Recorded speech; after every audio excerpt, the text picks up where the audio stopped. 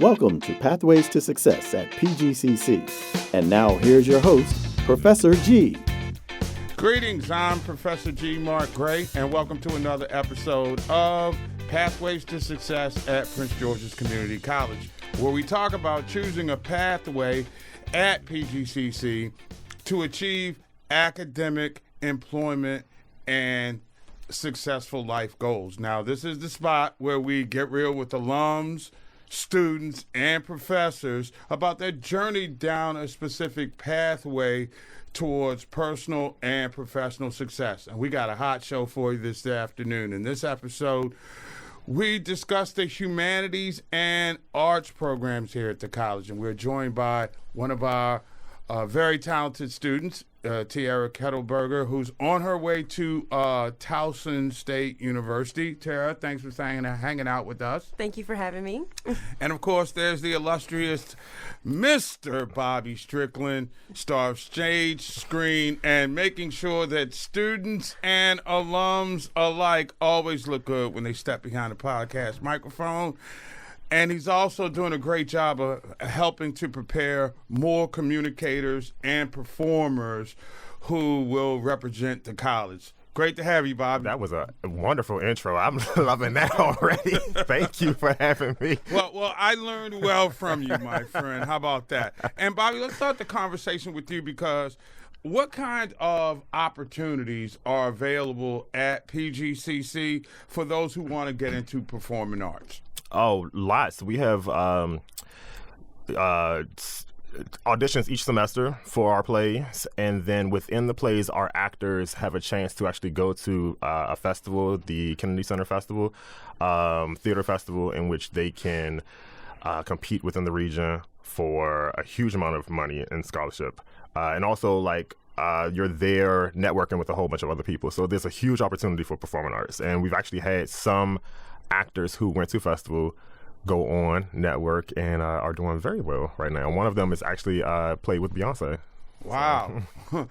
That's quality stuff there. And I'm sure in your life path, Tiara, that's where you want to be in a position like that. So can you describe the curriculum here at Prince George's Community College and really how it played into the growth of yourself and other aspiring artists? Yes, so one of the things that I love most about the school is actually the most that you learn or really take from PGCC isn't actually the academic curriculum. While it is very important and you learn very much and you're able to get the opportunities to grow in the majors or the areas of study, there is also a lot of networking. There's a lot of programs. There's a lot of clubs. There are so many opportunities to meet and grow and pour into other people and create a community that can help one another and give stepping stones and little, nuggets of knowledge in order for us all to grow, because there's really enough seats at the table. We just all may be eating something different. And Bobby, talk about for a second connecting the dots, showing a lot of students who aren't familiar with the ability to network. They may not have been active in extracurricular activities, but in your role of bringing them all together and kind of watching the gumbo mix. So if they don't know, say it again. So if they don't know how to network? Well, they're learning how to network. They're learning how to be active. And you're teaching them the skills. Can you talk about how that all comes together as one? It all works with one another. Like, my goal is to just guide them. I was a student here, and then I went on to Bowie State. I learned how to network. I learned how to network a lot from Bowie, but my goal is just to set them on the right path. And at PG, Prince George's Community College, got to say the whole thing. Right. That's what we do for the students. We have to give them the proper foundation, and that is my goal, to set them on there. And Tia, talk about that for a second. How much have you learned about the networking process and becoming active and involved relative to, wanting to become a performing artist? Yes. Networking is so much more than, hi, my name is Tiara, what's your name? It's really about asking questions that people wouldn't necessarily expect, kind of leaving an impression. That's true. So being like, hey, oh my gosh, I really saw your performance in the play, you did an amazing job. I love the way that you do this. And now they're like, oh, wait, that person pays attention. They're active on campus. Next time I see them, I'm going to say, hey. And then also learning the importance of being kind to everyone, which is something that you learn at home, but I think a lot of people forget. And then also... First impressions. And then also... Yes. Oh, my gosh. Yes, first impressions. And then also following up. Introducing yourself one time is not enough to make an impression. You need to, when you see them again, say hey, or if you have something or a project where you know that they would do really well in it, invite them, ask them for help. I promise you, we all need each other's help in networking. So the chances of the person saying no is more due to a schedule conflict rather than an inability or a lack of desire to want to help. Other people in the campus. Always be ready. Like I always tell the students, have a card, have your business card or something like that. And then when it comes to the performing arts, we try to, within the contract, we try to give them a snippet of their performance for their reel. So when they leave here, you always need to update your reel, performing arts, director, whatever the case may be. So I try to make sure that they have that when they go there, because I know how hard it was when I left and I didn't have much on my reel. So I want to make sure that they have it. And with the technology that we have here today, it's much more easy for students to independently create their own reels than it was for us, you know.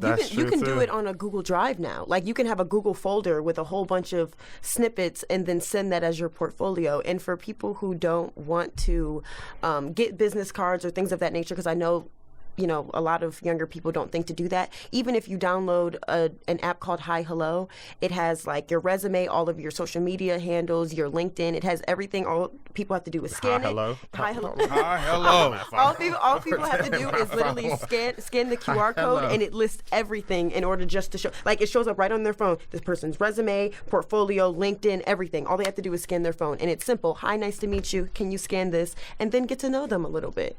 Bobby, talk for a second about the millions of dollars that Prince George's Community College has invested. I was about to say that I had. Well, we won't share those secrets, my friend. Anyway, but seriously, there has been an enormous facelift to the humanities program here. Look at the Center for Performing Arts, the podcast facility that we're sitting in here, right? Improvements to the television studio. How impactful has that been in the growth and development for the new school like Tiara here? It's huge. It's huge. The Center for Performing Arts has changed the game here at the college. We have 2 dance studios here, a recital hall on the 3rd floor, new art gallery, television studio, this podcast room, and a lot of students take advantage of it, and I'm always encouraging the students to take advantage of it. We have right now 6 or 7, I lost count, student-run podcasts that are happening right here. And one of our podcasts, the 2 students graduated, still doing the podcast right now, still collecting followers, and I'm very proud of them. So it's just a big thing that they can, I like that they can, it's all hands on. Touch everything. We teach them how to produce their own stuff, do your own stuff, so when you go out there, you're ready. And I'm thankful to PG because even though we didn't have this when I was here, I won't say when I graduated, but we didn't have this when I was here, it was still like a hands-on environment, and I was like overqualified when I went to university. So that's a good thing to. And it's interesting that you bring that up because you were able, and both of you were able to come in as freshmen and go right into a curriculum that you wanted to pursue a career goal. Can you talk about that to your point, advantage it gave you when you went out into the real world, but were also still pursuing your bachelor's degree?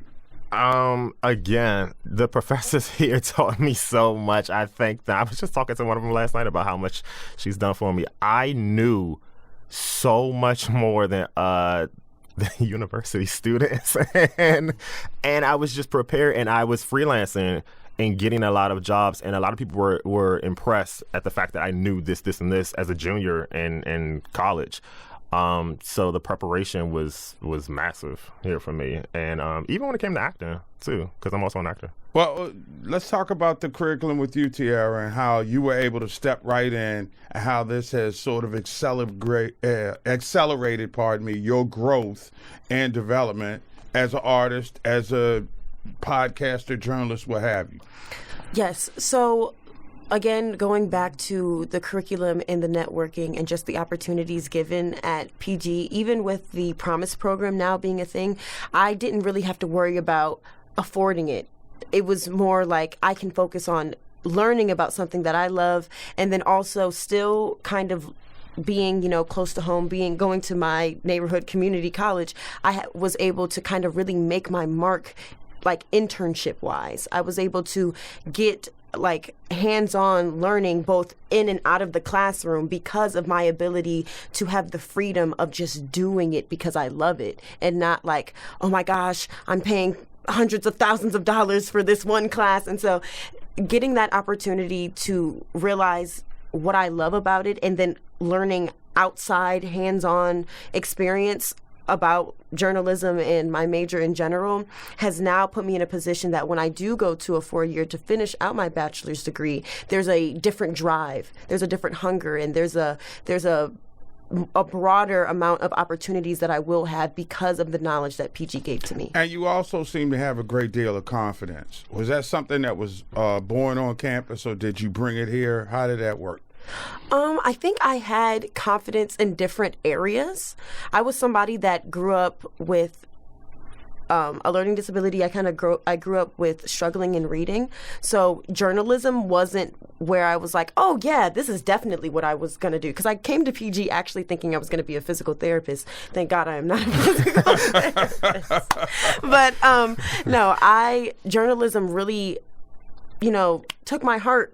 The second semester that I was here, after talking to other mass communication majors, actually after being in a production with Mr. Bobby Strickland, I realized my love for writing and the arts and storytelling, and then also loving the authenticity and the integrity that comes with journalism, or at least with old-fashioned journalism, right, which is what I fell in love with in classes as well. So I thank all of the amazing people that I also met going back to the networking for helping me realize the passion and the path that I'm actually supposed to do, which goes back into our title of Pathways to Success. Let's go, PG. And Bobby, as an alum and an instructor, when you see somebody from the new school who comes in like this and just speaks with such reverence about the opportunity, I mean, can you give us a sense inside your emotions, what that brings to the surface? Just proud, and just I'm glad, I'm happy the path I took.